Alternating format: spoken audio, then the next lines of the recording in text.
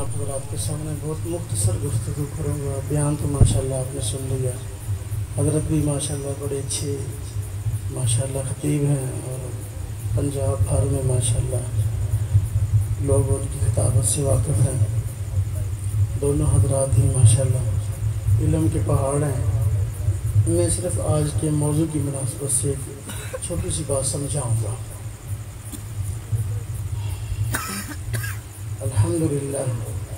الحمدللہ وکفا والصلاة والسلام علی من لا نبی بعد، اما بعد فاعوذ باللہ من الشیطان الرجیم، بسم اللہ الرحمن الرحیم۔ ان هذا القرآن يهدي للتي هي اقوم، قال النبی صلی اللہ علیہ وسلم خیرکم من تعلم القرآن وعلمہ۔ آمنت باللہ صدق اللہ العظیم وصدق رسولہ النبی الکریم، ونحن علی ذلک من الشاہدین والشاکرین، والحمد للہ رب العالمین۔ ایک مرتبہ صاحب اللہم صلی علی محمد وعلی آل محمد کما صلیت علی ابراہیم وعلی آل ابراہیم انکا حمید مجید۔ اللہم بارک علی محمد وعلی آل محمد کما بارکت علی ابراہیم وعلی آل ابراہیم انکا حمید مجید۔ آج کا دن بڑا بابرکت دن ہے۔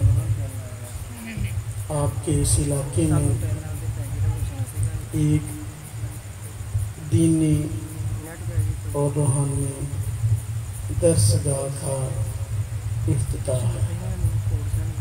یقیناً یہ نسبت بہت عظیم ہے۔ جو بھی بچہ یہاں قرآن کریم پڑھنے کے لیے آئے گا تو اس کی ایک خاص شان ہے۔ میں اسی کی شان کے متعلق چند باتیں عرض کروں گا۔ آج ہمارے معاشرے میں دو قسم کی درسگاہیں اور ادارے موجود ہیں۔ ایک قسم کے ادارے اور درسگاہیں وہ ہیں جہاں لوگوں کو علم دین، قرآن اور قرآنی علوم پڑھائے جاتے ہیں۔ دوسری قسم کے ادارے اور درسگاہیں وہ ہیں جہاں دنیاوی فنون یا دنیاوی علوم پڑھائے جاتے ہیں۔ میں چونکہ علم دین سکھانے والے اداروں میں سے ایک ادارے کے ساتھ جڑا ہوا ہوں، اس لیے میں اپنے ادارے کی اور اپنے کام اور اپنے فن کی عظمت پہ بات کروں گا۔ ایک آدمی میرے پاس آیا اور مجھے کہنے لگا قاری صاحب آپ سے مشورہ کرنا ہے۔ میں نے کہا جی کیا مشورہ ہے؟ کہنے لگے کہ میرے دو بیٹے ہیں، تو میرا جی چاہتا ہے کہ ان میں سے ایک کو دین پڑھاؤں، قرآن کریم سکھاؤں، قرآن حفظ کراؤں، اور دوسرے بیٹے کو اسکول بھیجوں اور وہ آگے جا کر ڈاکٹر بن جائے، انجینئر بن جائے، وکیل بن جائے، کچھ بن جائے۔ آپ مجھے بتائیں کہ ان دو بچوں میں سے کون سا بچہ حال اور مستقبل کے اعتبار سے میرے لیے نفع مند ہے؟ میں نے کہا میں یہاں دینی ادارے میں بیٹھا ہوں، دینی درسگاہ میں بیٹھا ہوں، میں کبھی بھی اپنے فن سے یا کبھی اپنے جو مصروفیات ہیں پڑھنے پڑھانے والی، کبھی ان سے میں بددیانتی نہیں کر سکتا۔ میرے علم، میرے تجربہ آنکھ کی روشنی میں جو باتیں ہیں میں آپ کو بتا دوں گا۔ میں نے کہا آپ کے دو بیٹے ہیں، آپ ایک بیٹے کو مدرسہ میں داخل کراتے ہیں، دوسرے بیٹے کو اسکول بھیجتے ہیں، پہلے دن سے لے کر موت تک، موت کے بعد سے عبدالآباد کی زندگی تک کون نفع دے گا؟ میں نے کہا جس بچے کو آپ نے اسکول بھیجا ہے وہ پہلے دن جائے گا، اس کو کتابیں ملیں گی، اس کے اوپر مختلف طرح کی تصویریں بنی ہوں گی کہ بھی یہ ایپل ہے اور یہ بی بیٹ ہے، یہ سی کیٹ ہے، یہ فلانا اور یہ فلانا، کہ بچہ جو ہمارے پاس آئے گا اس کا کیا معاملہ ہے؟ میں نے کہا پہلے تو آپ کے 2 بچے ہیں، 2 بچوں میں سے اپنے ذہن میں آپ جس کا انتخاب کریں گے کہ اس کو میں نے قرآن سکھانا اور پڑھانا ہے اور قرآن کا داعی بنانا ہے، اس بچے کے بارے میں جب آپ یہ سوچ لیں گے، طے کر لیں گے میں نے اس کو قرآن سکھانا ہے، اسی لمحے، سال مہینوں کی بات نہیں، اسی لمحے وہ بچہ کائنات کے افضل ترین لوگوں میں شمار ہو جائے گا اسی وقت۔ کیوں؟ اس لیے کہ حضور نبی اکرم صلی اللہ علیہ وسلم کا فرمان ہے، خیرکم من تعلم القرآن وعلمہ۔ اے لوگوں، اے انسانوں، اے مسلمانوں، تم سب میں سب سے افضل ترین، یہ نہیں فرمایا افضل، علماء بیٹھے ہیں، خیر جو ہے اس میں تفضیل کا صیغہ، افضل ترین وہ آدمی ہے جو قرآن سیکھے اور قرآن سکھائے۔ جس بچے کے بارے میں آپ نے یہ طے کر لیا کہ میں نے اس کو اس راستے پہ ڈالنا ہے، قرآن سیکھے گا، تو یہ اسی لمحے دنیا کے افضل ترین لوگوں میں شمار ہو گیا۔ پہلا فائدہ۔ نمبر 2، جب یہ بچہ اپنے گھر سے نکلا، آپ اس کی انگلی پکڑ کر اس کو مدرسے کی طرف لے کے آنے لگے، رستے میں آ رہا ہے، حضور نبی پاک صلی اللہ علیہ وسلم کا فرمان ہے، من خرج فی طلب العلم فہو فی سبیل اللہ، کہ جو آدمی علم دین حاصل کرنے کے لیے اپنے گھر سے نکلا وہ اللہ کے راستے میں ہے۔ اب جب آپ اس کی انگلی پکڑ کر اس کو مدرسے میں داخل کرانے کے لیے لے کے آ رہے ہیں، گھر سے باہر نکلے راستے میں ہے، تو یہ اللہ کے راستے میں آ گیا، اللہ کا مہمان بن گیا۔ نمبر 3، حضور نبی پاک صلی اللہ علیہ وسلم کا فرمان ہے کہ جو قرآن کریم سیکھتے ہیں، علم دین سیکھتے ہیں، طلباء دین کو سیکھنے والے، فرمایا کہ فرشتے بھی ان کے حق میں استغفار کرتے ہیں اور سمندر کی مچھلیاں تک ان کے حق میں دعا کرتے ہیں۔ توجہ کرنے کی ضرورت ہے، سمندر کی مچھلیاں طالب علم کے لیے استغفار اور دعا کرتی ہیں۔ وجہ کیا ہے؟ طالب علم کو مچھلیوں سے کیا تعلق، ان مچھلیوں کو طالب علموں سے کیا تعلق؟ بات سمجھانا چاہتا ہوں۔ اللہ رب العزت نے فرمایا، حدیث قدسی بھی ہے اور حضور نبی پاک صلی اللہ علیہ وسلم کا فرمان بھی ہے کہ اللہ رب العزت کو جس آدمی سے محبت ہو جاتی ہے، مخلوق کے دل میں اس کی محبت کو ڈال دیتے ہیں۔ جس سے اللہ محبت کرتے ہیں اللہ تعالیٰ، تو مخلوق بھی آخرکار اس سے محبت کرنے لگتی ہے۔ جب مخلوق محبت کرنے لگتی ہے، یعنی فرمایا انسان محبت کرنے لگتے ہیں، مخلوق کا فرمایا، مخلوق میں انسان بھی آیا، غیر انسان بھی آیا، تو فرمایا کہ مخلوق کے دل میں اس کی محبت ڈال دیتے ہیں۔ جب مخلوق کے دل میں محبت پڑ جاتی ہے، اب جس سے محبت ہوتی ہے اس کے حق میں دعائیں نکلتی ہیں، اس لیے سمندر کی مچھلیاں دعائیں کرتی ہیں۔ توجہ کرنا ذرا، سمندر کی مچھلیوں کا تذکرہ فرمایا، مخلوقات تو اور بھی بہت ہیں، جانور تو اور بھی بہت ہیں، مچھلیوں کا تذکرہ کیوں فرمایا ہے؟ سمندر کی مچھلیاں ایسی جگہ پر واقع ہیں کہ وہ بچے کو بٹھایا جائے. سمندر کی مچھلیاں ایسی جگہ پر واقع ہیں کہ وہ ہماری آنکھوں سے اوجھل ہیں. سمندر بہت دور، سمندر کسی کے قریب بھی ہو تو پانی کی تہہ میں مچھلیاں ہیں. مچھلیوں تک رسائی ہر آدمی کی ممکن نہیں ہے. بتانے کا مقصد یہ ہے، فرمانے کا مقصد یہ ہے، وہ مخلوق جو تمہارے ساتھ براہ راست وابستہ نہیں ہے بلکہ تمہاری پہنچ سے بہت دور ہے، اور اس نے طالب علم کو دیکھا نہیں ہے، طالب علم نے اس کو دیکھا نہیں ہے، محض اللہ کی محبت کی بنا پر وہ طالب علم کے حق میں دعائیں بھی کرتی ہیں، استغفار بھی کرتی ہیں. جب وہ مخلوق جو بہت دور ہے، نظر بھی نہیں آتی، طالب علم کو دیکھا بھی نہیں اس نے، پھر بھی اس کے حق میں دعائیں کرتی ہے، ہاں جی، تو جو مخلوق طالب علم کو دیکھتی ہے، طالب علم پڑھنے کے لیے آ رہا ہے، جس محلے سے گزر رہا ہے، گائے بھی کھڑی ہے، بھینس بھی کھڑی ہے، بکرا بھی کھڑا ہے، دمبا بھی کھڑا ہے، گدھا بھی کھڑا ہے، اور پتہ نہیں کیا کیا گلی میں کھڑا. میں انسانوں کی بات نہیں کرتا ہوں، انسان تو انسان، وہ تو دعائیں بطریقے اولا کرتے ہیں، اس لیے کہ وہ تو طالب علم کو دیکھتے ہیں کہ بھئی ٹوپی پہنی ہے، ہاں جی، سفید لباس ہے، حتی الامکان یا ایک اچھا صلحہ والا لباس ہے، وہ تو دعائیں کرتے ہی کرتے ہیں، اس لیے کہ وہ طالب علم کو دیکھتے ہیں. لیکن وہ مخلوق جو طالب علم کو نہیں دیکھتی وہ بھی دعائیں کرتی ہے.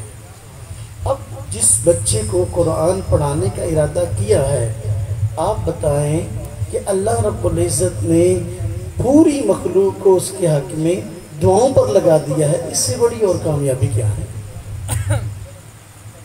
میں نے کہا جو بچہ قرآن پڑھنے کے لیے آتا ہے، دین پڑھنے کے لیے آتا ہے، وہ خود نہیں آتا. دو بیٹوں میں سے جس کو آپ نے چنا ہے کہ میں اس کو مدرسے میں داخل کراؤں گا جو قرآن پڑھے گا، آپ کی سوچ بعد میں بنی ہے، رب تعالیٰ کا فیصلہ پہلے ہوا ہے. اس لیے کہ جس نے قرآن سیکھنا ہے، کل کو اس نے قرآن سکھانا ہے، اس نے اللہ رب العزت کا اور حضور نبی صلی اللہ علیہ وسلم کا نمائندہ بننا ہے. اللہ رب العزت اپنا نمائندہ ہر بندے کو منتخب نہیں کرتے. جو بچہ یہاں آیا قرآن پڑھنے کے لیے، اس طرح یہ میرے سامنے بیٹھے ہیں بچے قرآن پڑھتے ہیں، یہ خود نہیں ہے، یہ رب تعالیٰ کا انتخاب ہے. رب تعالیٰ نے لاکھوں کروڑوں لوگوں میں ان کو منتخب کیا، یہ اللہ کے منتخب نمائندے ہیں. جس طرح ہمارے یہاں الیکشن ہوتے ہیں، اس میں کئی امیدوار کھڑے ہو جاتے ہیں الیکشن پہ، اس امید سے کہ میں ایم این اے بنوں گا. کئی ایسے بھی ہوتے ہیں جن کو پتہ ہے کہ میں نے ایم این اے نہیں بننا، لیکن پھر بھی وہ امیدوار کے طور پہ کھڑے ہو جاتے ہیں. تو دیکھو، حالانکہ وہ عوام کے منتخب نمائندے نہیں ہوتے، اور ان کو پتہ بھی ہے کہ ہمیں ووٹ بھی نہیں ملنا، ہمیں جیتنا بھی نہیں ہے، لیکن یہ ایسا انتخاب نہیں ہے، یہ رب تعالیٰ کا انتخاب. جو طالب علم ہے یہ رب تعالیٰ کا نمائندہ. کیوں؟ اس لیے کہ یہ عالم دین بنے گا، اور عالم دین جب بات کرتا ہے تو کیا کہتا ہے؟ رب تعالیٰ یوں فرماتے ہیں، حضور نبی پاک صلی اللہ علیہ وسلم نے یوں فرمایا. وہ بات ہی اللہ تعالیٰ کی کرتا ہے، اللہ کے رسول صلی اللہ علیہ وسلم کی کرتا ہے، تو وہ اللہ کے رسول کا نمائندہ ہے. اور اللہ رب العزت ہر آدمی کو اپنا نمائندہ منتخب نہیں کرتے. یہ رب تعالیٰ نے فیصلہ فرمایا، اس کے والدین کی کوئی ایسی نیکی رب تعالیٰ کو اچھی لگی، اللہ پاک نے اس کی اولاد میں سے اس کے بچے کو علم دین سیکھنے کے لیے منتخب کیا. پھر میں نے کہا بچہ آیا مدرسے میں، بات لمبی ہو جائے گی، وگرنہ میں اپنے موضوع پر بڑی تفصیل سے بات کرتا، آپ لوگ تھک چکے ہیں.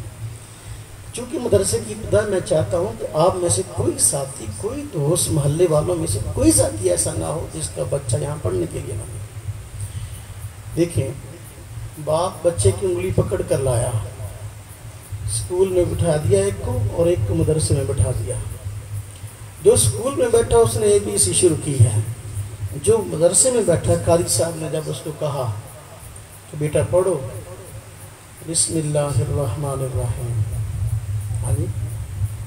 تو پڑھو الف، پڑھو با، پڑھو تا، پڑھو سا. بچہ پیچھے پڑھ رہا ہے، تو جو کرنا. اب 10 نیکیاں جب استاد نے کہا پڑھو الف، 10 نیکیاں استاد کو ملی.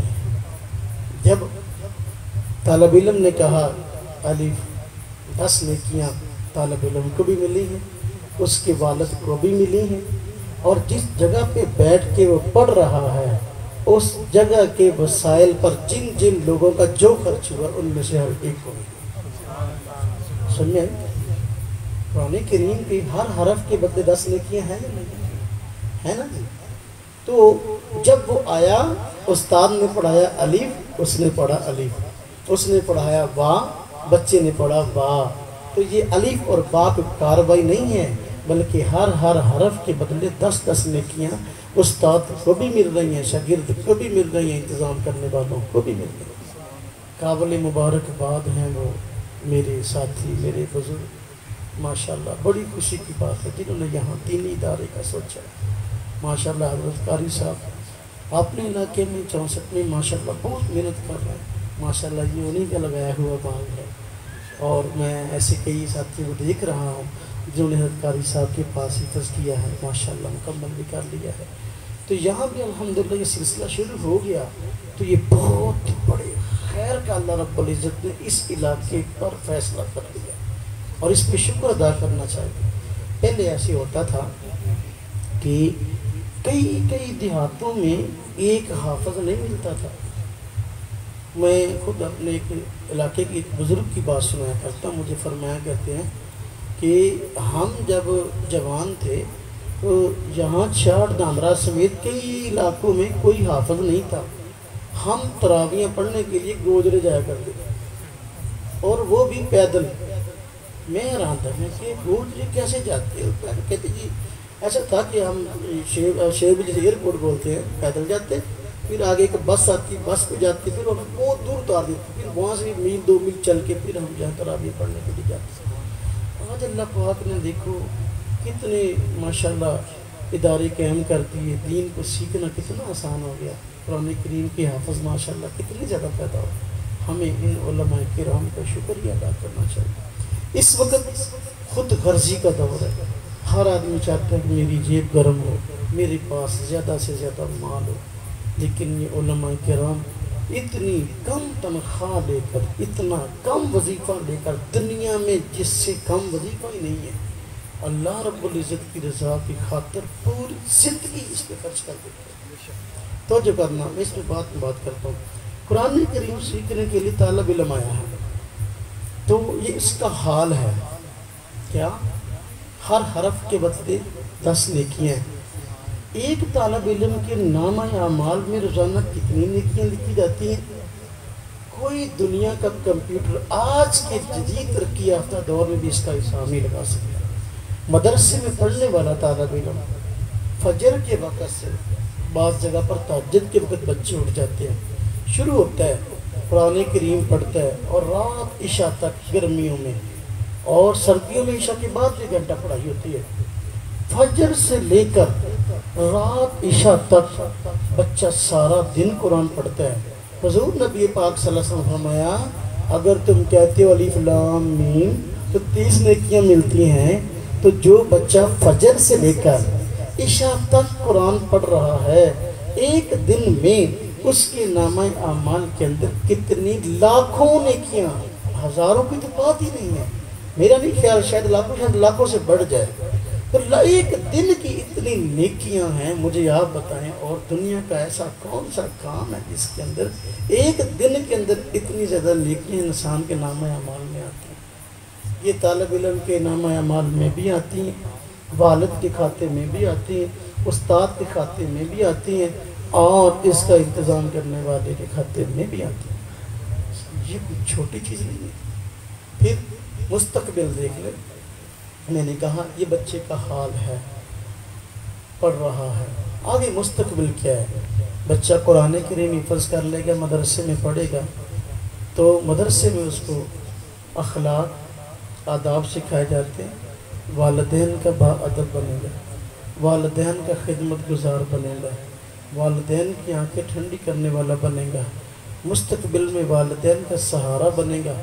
میں سے بڑی بہت زیادہ بی اے کیے ہوئے، ایم اے کیے ہوئے، پی ایچ ڈی اور ایم فل حضرات کو جانتا ہوں جن کے والدین جب بوڑھے ہوتے ہیں تو پھر سسک کر والدین بیچارے دنیا سے جاتے ہیں، ان کو پانی کا گلاس دینے والے بھی لوگ موجود نہیں، حالانکہ گھر میں بیٹے ماشاءاللہ پڑھے لکھے، بہویں پڑھی لکھی، پوتے پڑھے لکھے، پوتیاں پڑھی لکھی، جن کی ڈگریاں ایسی ہیں کہ شاید مجھے ان ڈگریوں کا نام بھی نہیں آتا، لیکن پانی کا گلاس دینے کے لیے دادی اور ابے کو کوئی آ نہیں، اور اس کی چارپائی بھی ایسی جگہ پر ڈالی جاتی ہے جہاں رات کو کسی کی نیند بھی خراب نہ ہو، کہ رات کو جب ابا جی کھانستے ہیں یا دادا جی کھانستے ہیں ہماری نیند خراب ہوتی ہے، ایسی جگہ پر چارپائی ہوتی ہے کہ اس کی آواز تک نہ یہ، لیکن علم دین پڑھنے والے کو یہ سکھایا جاتا ہے وَوَصَّيْنَا الْإِنسَانَ بِوَالِدَيْهِ احسانا۔ بھائی اللہ پاک نے فرمایا کہ ہم نے تاکیدی حکم دیا کہ والدین سے حسن سلوک اختیار کرو۔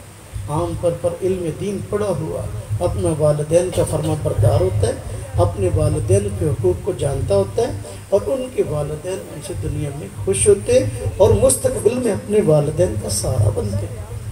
اور معاشرے میں بڑا فائدہ کیا ہے؟ معاشرے میں اس وقت جو صورتحال ہے، مختلف شعبوں سے وابستہ لوگ اپنی اپنی قسم کرسی کا رونا رو رہے ہیں۔ ہر آدمی کہہ رہا ہے کہ میری تنخواہ کم ہے اور میری تنخواہ، میرے پیسے بڑھائے جائیں۔ علماء کرام بہت کم تنخواہ لے کر ساری زندگی اس کے لیے وقف کر دیتے ہیں۔ اس وقت 14 اگست کا موقع آ رہا ہے، اگست کا مہینہ ہے، ملک پاکستان ہمارا ہے، اس کے بنانے میں بھی علماء کرام کا کردار ہے اور اس کے چلانے میں بھی علماء کرام کا ایسا کردار ہے کہ دنیا میں کسی شعبے کے آدمی کا ایسا کردار نہیں ہے۔ توجہ کرنا کہ میری بات آپ کو جھٹلا نہیں سکتے۔ ایک آپ قاری صاحب رکھتے ہیں اپنے مدرسے میں یا امام رکھتے ہیں اپنی مسجد میں، وہ قاری صاحب آپ کی مسجد میں یا آپ کے مدرسے میں آتے ہیں پڑھانے کے لیے، 8,000 10,000 9,000 ان کی تنخواہ ہے، ساری زندگی یہاں پڑھاتے ہیں، حالانکہ وہ علاقہ کہیں ان کا اور ہوتا ہے۔ عام طور پر اپنے والدین کو چھوڑ کے آتے ہیں، اپنے بہن بھائیوں کو چھوڑ کے آتے ہیں، اپنے رشتہ داروں کو چھوڑ کے، اپنے خاندان کو، علاقے کو، سب کچھ کو چھوڑ کے قربان کر کے یہاں آتے ہیں اور ساری زندگی اس علاقے میں پڑے رہتے ہیں بہت کم تنخواہ پہ، اور حتیٰ کہ اس کا جنازہ بھی اس مسجد سے اٹھتا ہے، اس مدرسے سے اٹھتا ہے۔ جب وہ فوت ہوتا ہے تو پھر فوراً مدرسے کی انتظامیہ یا کمیٹی، مسجد کی کمیٹی والے کہتے ہیں جی اس کے بیوی بچوں سے کہ اب ہم نے نیا امام رکھ لیا ہے، آپ اپنے گھر کا انتظام کریں۔ اس کا جنازہ بھی یہاں اٹھتا اور اس کا گھر بھی نہیں ہوتا۔ آپ مجھے بتائیں بہت کم قلیل تنخواہ پہ دنیا میں کون سا ایسا طبقہ ہے جو اللہ کی رضا کے لیے اپنی خدمات انجام دے رہا ہو اور پھر اعتراض بھی نہ کرتا؟ آج ہر آدمی اپنی اپنی ہڑتالیں کرتے ہیں، ہر شعبے والے، ہماری تنخواہیں بڑھائی جائیں۔ اب سرکاری اسکول میں پڑھانے والے ٹیچر کی تنخواہ جو پرائمری لیول پہ پڑھاتے ہیں، میرے ہاں ایک شادی تھی، دو چار دن ہوئے، تو ہمارے ایک عزیز ٹیچر نے، میں نے پوچھا کون سی کلاس کو پڑھاتے؟ کہتے ہیں 5ویں کو۔ میں نے کہا تنخواہ کتنی؟ کہتے 55,000 ہے۔ 55,000 تنخواہ ہے۔ تو ہر سال تنخواہ بڑھتی ہے، لیکن قاری کی تنخواہ کتنی بڑھتی ہے؟ عالم کی تنخواہ کتنی بڑھتی ہے؟ مجھے یہاں بتائیں، اور قوم کی خدمت سستی ترین جیسے قاری صاحب یا عالم پیش کر رہے ہیں، دنیا میں کون ایسا جو پیش کر رہا ہے؟ اس سے بڑی اور خدمت کیا ہو سکتی ہے؟ پھر بھی لوگ مولویوں سے خوش نہیں ہیں، پھر بھی جب بیٹھتے ہیں نا تو علماء کرام کی چغلیاں شروع کر دیتے ہیں، یہ ایسا ہے، یہ ایسا ہے، یہ ایسا۔ اللہ کے بندو اپنا گھر پر چھوڑ کے آ گیا، ساری زندگی آپ کے لیے وقف کر دی ہے، یہ عالم کا حال ہے۔ اس کے باوجود کہ اس کی تنخواہ بہت قلیل ہے، جب بھی آپ ان سے پوچھیں بتائیں جی حضرت جی کیا حال ہے، کہتا ہے اللہ کا شکر ہے۔ وہ یہ نہیں کہتے ہائے مر گئے، لٹے گئے، ہاں جی فلانا مسئلہ، فلانی پریشانی، ایسا نہیں ہے۔ یہ دین پڑے ہوئے کا حال ہے کہ وہ تھوڑے پر بھی قناعت کر کے بیٹھا ہے اور پھر پوری زندگی جو ہے علم دین کے سکھانے پہ لگا دیتا ہے، یہاں تک کہ میں نے بتایا اس کا جنازہ بھی اپنے غیر علاقے سے اٹھتا ہے اور اجنبی جگہ پر دفن ہوتا ہے۔ اس سے بڑی اور قوم کی خدمت کیا ہو سکتی ہے؟ پھر فوت ہو گیا، ایک بچہ سکول پڑھتا ہے، اس نے ایم فل کر لیا، پی ایچ ڈی کر لی، بی ایڈ کر لیا، ہاں جی وہ فوت ہو گیا یا اس کا والد فوت ہو گیا، دونوں میں سے کوئی کسی کے کام آنے والا نہیں ہے۔ قرآن کریم میں اللہ رب العزت نے باقاعدہ نقشہ کھینچ کے بتا دیا سورہ عبس کے اندر یوم یفر المرء من اخیہ و امہ و ابیہ، جتنے رشتہ دار ہیں یہ سارے ایک دوسرے سے چھپتے پھریں گے قیامت کے دن۔ لیکن حافظ قرآن کے بارے میں فرمایا حافظ قرآن اللہ رب العزت اس کو یہ اعزاز عطا کریں گا کہ اپنے خاندان کے 10 ایسے افراد جن پر اپنی بدعمالیوں کی وجہ سے دوزخ واجب ہو چکی ہو، حافظ قرآن کو یہ اعزاز عطا کرے گی، وہ 10 افراد کی سفارش کرے گا اور جنت میں لے کے جائے گا۔ مستقبل کس کا بہتر ہے؟ اب جس کو آپ نے بی اے پڑھایا، ایم فل کرایا، پی ایچ ڈی کرائی، فوت ہونے کے بعد کتنا کی سال ثواب کرے گا؟ وہ انگریزی کی کتابیں کتنی پڑھ کے کرے گا؟ میں دنیا کی علوم کی میں ناقدری نہیں کرتا، میں اس کی ضرورت ہونے کا انکار نہیں کرتا، یہ ضرورت ہے، دنیاوی علوم ضرورت ہے، لیکن دینی علوم یہ مقصد ہے، اس لیے کہ دین مقصد ہے۔ جب دین دنیا میں آنے کا مقصد کیا ہے؟ اللہ کی رضا حاصل کرنا، اللہ پاک کے حکموں پر عمل کرنا۔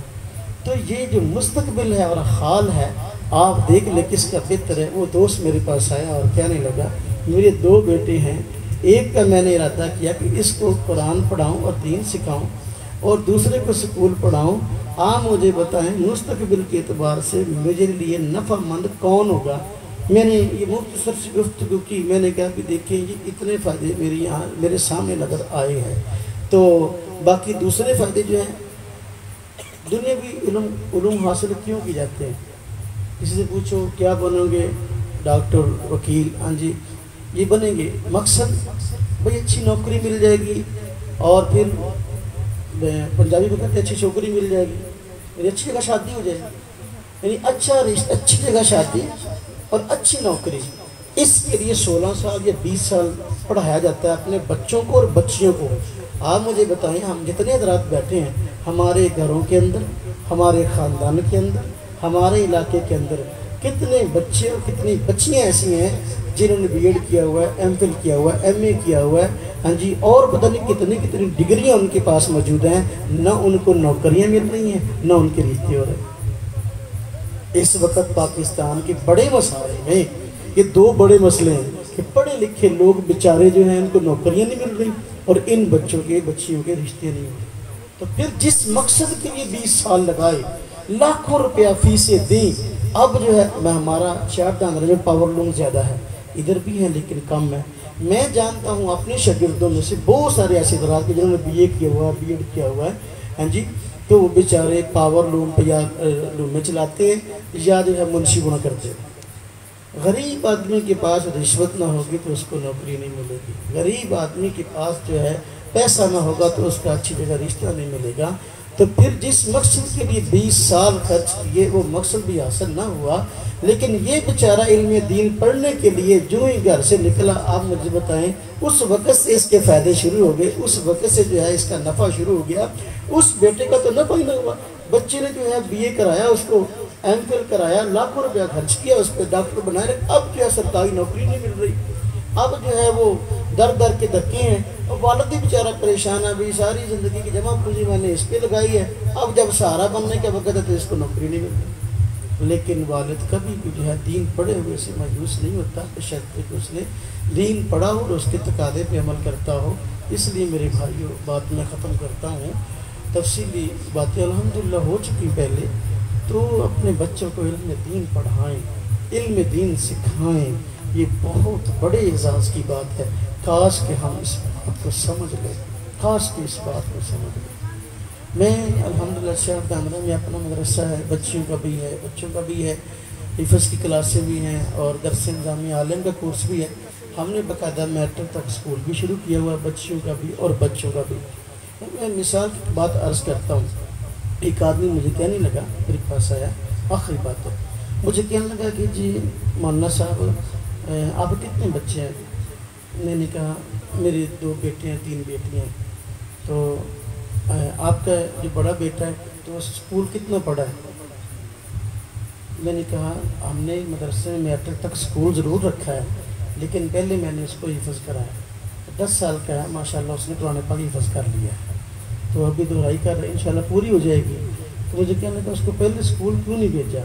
میں نے کہا اس لیے کہ میں اپنے پیشے سے، اپنے فن سے میں اور اپنی نسبت پہ مخلص ہوں، मौलवी का बेटा सबसे पहले मौलवी होना चाहिए, बाद में कुछ और होना चाहिए।